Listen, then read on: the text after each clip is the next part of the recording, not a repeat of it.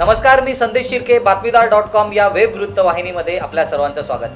नजर टाकूयात शहरातल्या काही महत्त्वाच्या घडामोडींवर. छुपाना भी नहीं आता, जताना भी नहीं आता, हमें तुमसे मोहब्बत है, बताना भी नहीं आता.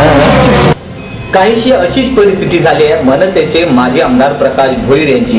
प्रकाश भोईर याआधी कल्याण पश्चिम मतदारसंघाचे आमदार होते. मात्र मागील वर्षी पार पडलेल्या निवडणुकांमध्ये त्यांना पराभव पत्करावा लागला.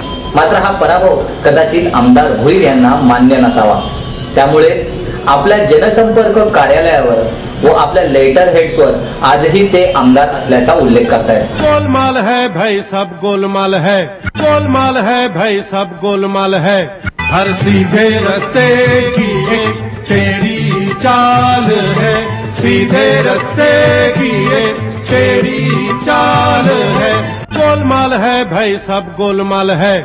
एकूणच हे सर्व प्रकरण आपण पाहायला गेलं तर आपल्या निदर्शनास येईल की आमदार या शब्दात किती ताकद असते ते, आणि याचा अंदाज आमदार प्रकाश भोईर यांनी त्यांच्या कार्यकाळामध्ये घेतलाच असेल. या 5 वर्षात मतदारांनी आपल्याला मतदान का केलं नाही याचा अंदाज आमदारांना नक्कीच येईल. शिकवा नहीं किसी से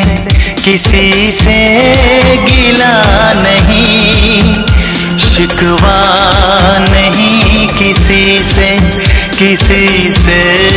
गिला नहीं, नसीब में नहीं था जो हमको मिला नहीं.